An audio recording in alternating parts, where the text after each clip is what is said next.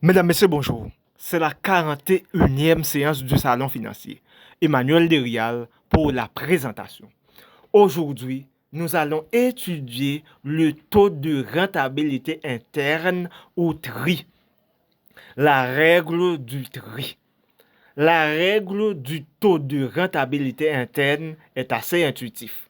Si la rentabilité d'un projet est supérieure à celle offerte par des projets de même risque et de même maturité, il faut mettre en œuvre le projet. Plus formellement, cette règle s'énonce ainsi. Tout investissement dont le taux de rentabilité interne dépasse le coût du capital doit être réalisé. Par contre, tout investissement dont le taux de rentabilité interne est inférieur au coût du capital doit être refusé. La règle du taux de rentabilité interne conduit à la même décision que celle de la valeur actuelle nette dans la plupart des cas, mais pas tout. Par exemple, dans le cas des fertilisants de la ferme, le coût du capital est inférieur au taux de rentabilité interne, 14%.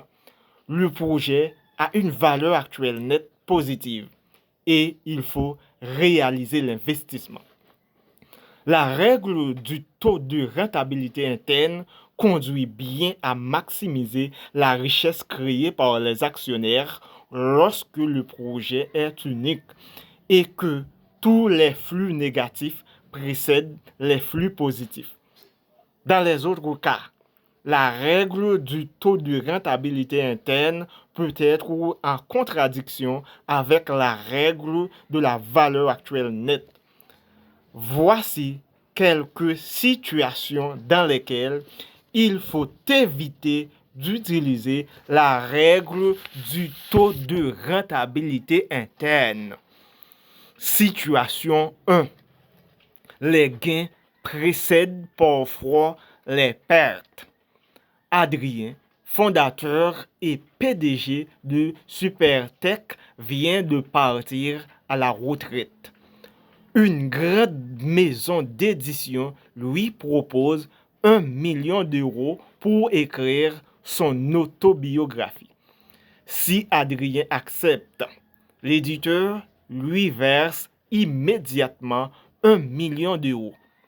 Adrien estime que l'écriture de ses mémoires lui demandera de travailler à plein temps pendant 3 ans, pendant lesquels il ne pourra avoir d'autres sources de revenus.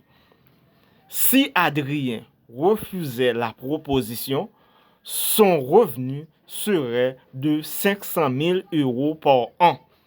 Il évalue le coût d'opportunité du capital à 10%.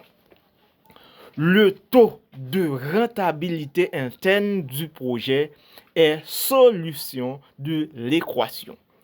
20 est égal à 1 million moins 500 000 sur, entre parenthèses, 1 plus taux, moins 500 000 sur, entre parenthèses, 1 plus taux exposant 2, moins 500 000 sur, entre parenthèses, 1 plus taux exposant 3. Le taux de rentabilité interne est de 23,38%. Il dépasse largement le coût du capital qui est de 10%. Selon la règle du taux de rentabilité interne, Adrien devrait signer le contrat. Quelle est la vente du projet? 20 est égal à 1 million moins 500 000 sur 1,1 moins 500 000 sur 1,1 exposant 2 moins 500 000 sur 1,1 exposant 3. Cela est égal à moins 243 426 euros. Avec un taux d'actualisation de 10%, la valeur actuelle nette du projet est négative. signer le contrat reviendrait pour Adrien à perdre de l'argent. Il doit donc refuser d'écrire le livre. Quel que soit le coût du capital, la règle du taux de rentabilité interne et celle de la valeur actuelle nette divergent. La vente est positive lorsque le coût du capital est supérieur à 23,38%. Or, dans ce cas, si l'on suit la règle du taux de rentabilité interne, il faudrait refuser le projet. La vente est négative quand le coût du capital est inférieur à 23,38%. Dans ce cas, il faut refuser le projet. Ce qui est exactement l'inverse de ce que préconise la règle du taux de rentabilité interne. Situation 2. Il peut exister plusieurs tris. Adrien, ayant refusé la première offre, l'éditeur lui propose un nouveau contrat qui prévoit le versement de 1 million d'euros lorsque l'ouvrage sera publié dans 4 ans, auquel s'ajoute une avance de 550 000 euros. Adrien doit-il accepter ou rejeter la nouvelle offre? La vente du nouveau contrat est 20 est égal à 550 000 moins 500 000 sur, entre parenthèses, 1 plus taux, moins 500 000 sur, entre parenthèses, 1 plus taux exposant 2, moins 500 000 sur, entre parenthèses, 1 plus taux exposant 3, plus 1 million sur, entre parenthèses, 1 plus taux exposant 4. Le taux de rentabilité interne est obtenu en calculant taux tel que la valeur actuelle nette s'annule. La résolution de l'équation montre qu'il y a non pas un, mais deux taux de rentabilité interne. Deux valeurs de taux annulent la valeur actuelle nette. Cela se vérifie aisément en remplaçant taux par 7,164% ou par 33,673%. Dans cette situation, il est évident que la règle du taux de rentabilité interne ne peut pas être utilisée. Pour savoir quelle décision prendre, il faut examiner le profil de valeur actuelle nette de ce projet dans cette figure.